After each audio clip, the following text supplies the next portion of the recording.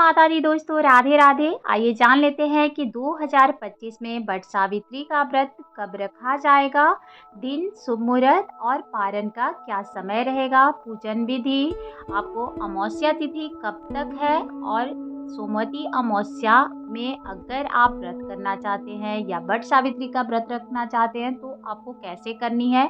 माना जाता है कि सोमवती अमावस्या अगर रहेगी तो बहुमूर्ति अमावस्या रहेगी, अर्थात स्नान दान की अमावस्या या फिर श्राद्ध की अमावस्या कब तक रहेगी। विशेष बात आपको इसमें जानकारी मिलेगी। वट सावित्री व्रत किस दिन रखना है, पूजन कैसे करना है, शुभ मुहूर्त, नहाई खाई से लेके पारण तक की संपूर्ण जानकारी, आपको बाल कब धोना चाहिए क्योंकि अमावस्या तिथि पे बाल बिल्कुल भी नहीं धोए जाते हैं। सोमवती अमावस्या किस दिन पड़ रही है और वट सावित्री का व्रत कब पड़ रहा है। तो इसके लिए आप वीडियो को लाइक कर लीजिएगा अगर आपको वीडियो थोड़ी सी भी पसंद आती है तो।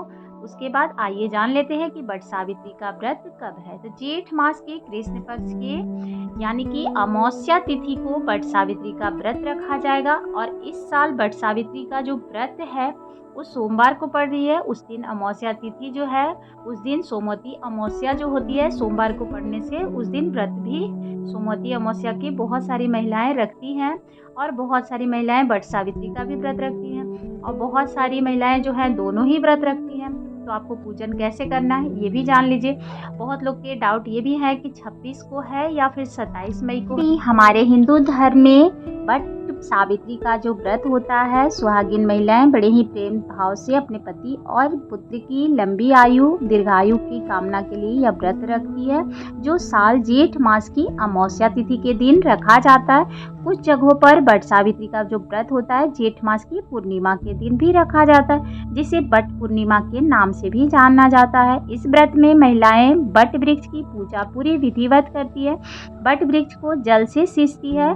2 टोकरी अपनी अपनी समर्थाएं अनुसार ही व्रत रखते हैं। तो मान लीजिए बहुत लोगों को आप देखेंगे 2 टोकरी रखकर पूजन सामग्री भरकर लेकर जाती हैं और बहुत लोग थाल में जो पूजा की जो सामग्री होती है मोली धागा या फिर कच्चा सूत जरूर रखना चाहिए। जितनी बार आप परिक्रमा कर रहे हैं उतने अनुसार आप धागा ले। उपटन रहती है, काला चना जो होता है फुला के रख लिया जाता है और गुड़ की जो पूड़ी बनती है या फिर गोला बनता है, इस तरह की अपनी अपनी जैसे पूजा की विधि होती है उस तरह से पूजा की जाती है। पंखा जरूर लेके जाना चाहिए। अन्न और श्रृंगार के सामान जो आपको वट वृक्ष की पूजा करनी है उपटन जरूर रखें और दक्षिणा बाकी कथा सुनने के लिए सावित्री और सतवान की विधि से आपको थाल में सारी सामग्री को सजा लेना है और आपको लेकर जाना है वट वृक्ष के नीचे। सावित्री माता की कथा जरूर सुननी है। इस तरह से वट वृक्ष को आपको रोली चंदन टीका लगाकर हाथ जोड़कर कच्चा सूत जो है लगाना है। उसके बाद आप इलायची दाना या फिर चना के साथ सिंदूर लगाकर फेरी दी जाती है पूरे विधिवत। आप 11 बार 21 बार जितनी समर्थाएं हो परिक्रमा कर सकते हैं। पूजा संपन्न होने पर व्रत में निराहार निराजल रखकर व्रत भी किया जाता है और बहुत जगहों पर व्रत करने के बाद पति को पंखा हिलाकर उन्हें शरबत पिलाई जाती है, उनके पैर छुए जाते हैं। घर में सभी बड़े बुजुर्ग के पैर छूकर आशीर्वाद लिए जाते हैं। उसके बाद ही जल शरबत फलहार आप कर सकते हैं और बहुत जगहों पर भोजन सात्विक भी कर लेते हैं। तो इस विधि से भी पूजा होती है। लेकिन व्रत का जो समापन होता है सूर्योदय, अगले दिन जो सूर्योदय का किरण जो होती है ना उसके साथ ही व्रत का पारण किया जाता है। कोई भी अगर आप व्रत रखते हैं तो पारण अवश्य करते हैं। तो व्रत का पारण जो होता है बरगद की कोपल या फिर बरगद के जो फल खाकर किए जाते हैं और बहुत जगहों पर आप देखेंगे जो जो काले चने चढ़ाए जाते हैं और उसी से पारण किया जाता है। तो सभी के अपने अपने नियम हैं, आप अपना देख लीजिएगा। जैसे आपके घर में वट सावित्री का व्रत रखा जाता होगा उसी नियम से व्रत किया जाता है। तो आइए जान लेते हैं कि आपको नहाई खाई किस दिन करनी है। तो देखिए वट वृक्ष की पूजा जो ऐसे भी कहा जाता है ना सत्यवान और सावित्री की पूजा की जाती है क्योंकि यमराज जी की भी पूजा का विधान माना जाता है। तो इस दिन आपको व्रत रखना होता है। व्रत एक दिन पहले से ही नियम हो जाता है। इस बार रविवार को नहाई खाई है, सोमवार को आपको वट सावित्री का व्रत रखना है पूरे नियम के साथ।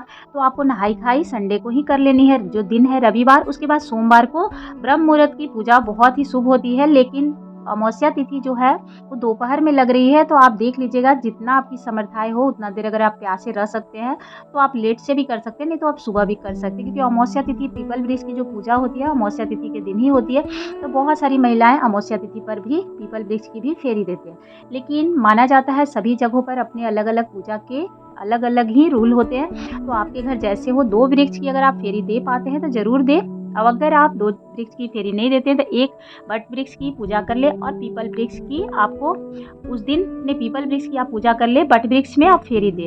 अगली बार जब सोमवती अमावस्या आए तो आप फेरी दे सकते हैं कि 108 बार देनी होती है। अपनी शक्ति और अपने समर्थाएं ज़रूर देख लीजिएगा। देखिए, व्रत रखना और पारण अवश्य करना अगले दिन। तो व्रत में आपको पूरे नियम से वट सावित्री व्रत की पूजा करना है। शुभ मुहूर्त में करेंगे तभी आपको ज्येष्ठ फल की प्राप्ति होती है। इसीलिए जेठ महीने में अमावस्या तिथि पर ही यह व्रत रखा जाता है। अब व्रत किस दिन रखना है ये भी जान लीजिए। तो देखिए, व्रत का जो अमावस्या तिथि का जो प्रारंभ हो रही है 26 मई दिन सोमवार को है।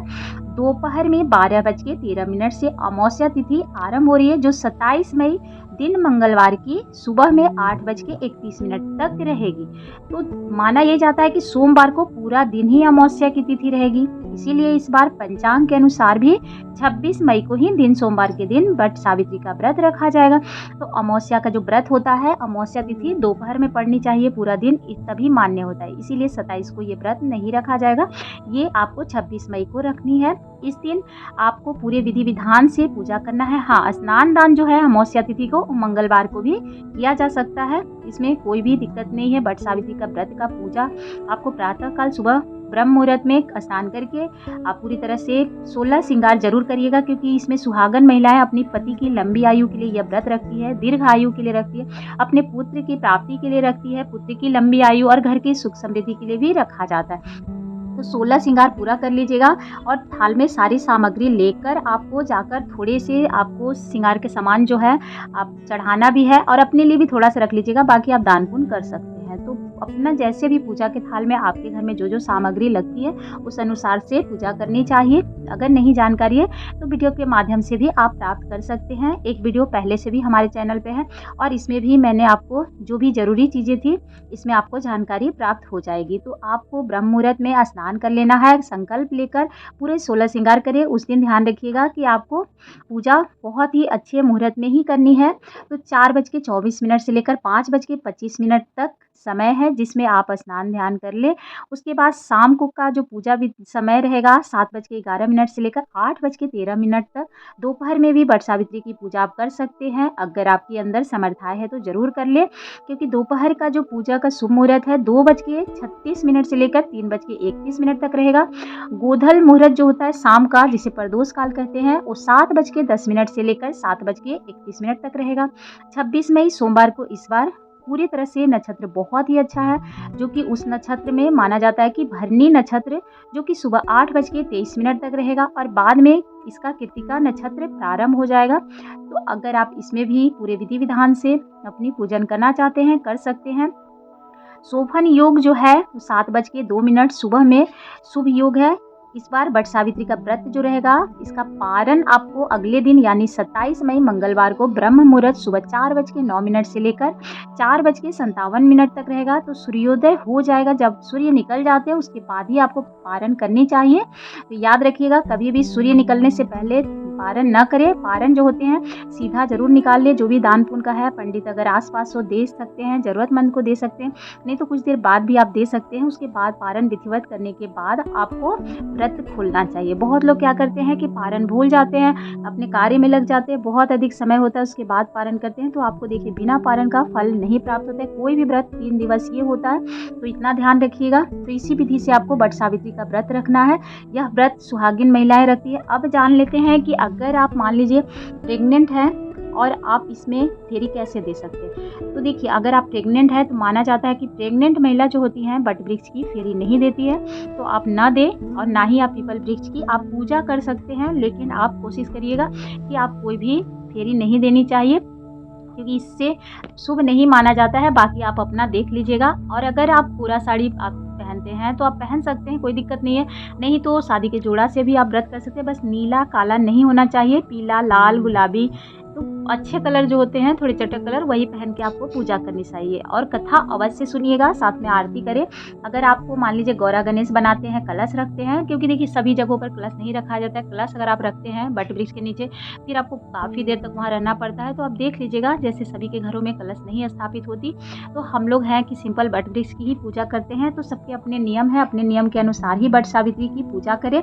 तो ऐसे भी पौराणिक कथा में भी भगवान पूरे मन से और श्रद्धा से वट सावित्री का पूजा जब करते हैं तो हम यमराज की भी पूजा बहुत जगहों पर की जाती है। सावित्री माता की तो पूजा करना ही है, सत्यवान के साथ कथा भी सुननी है। तो किसी के पूरे मन से आपको पूजा करनी है, किसी के कहे अनुसार नहीं, जो आपके नियम है उस अनुसार से आप अपने पति की लंबी आयु अपने बच्चे के लिए कर सकते हैं। जिनकी संतानें नहीं होती है उनकी संतान की भी प्राप्ति हो जाती है।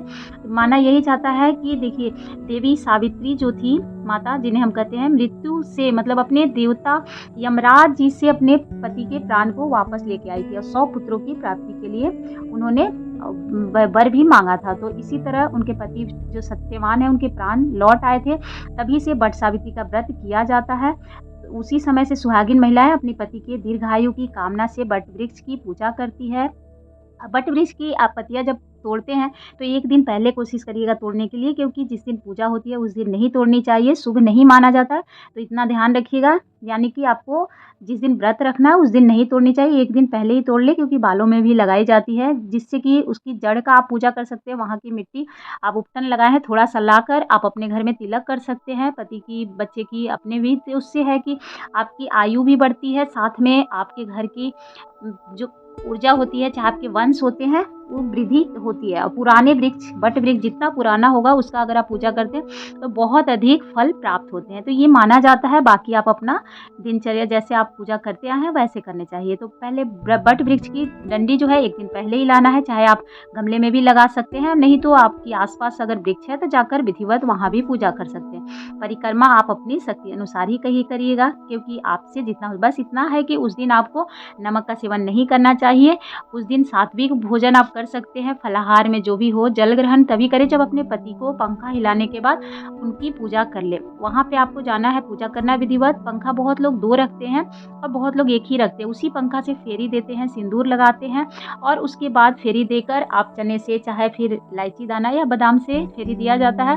तो विधिवत पूजा करने के बाद आपको वहाँ से पंखा लाने के बाद पति को डुलाई जाती है, उनके पाँव छुए जाते हैं, शरबत पिलाई जाती है। बाकी अपने अपने सभी के नियम है।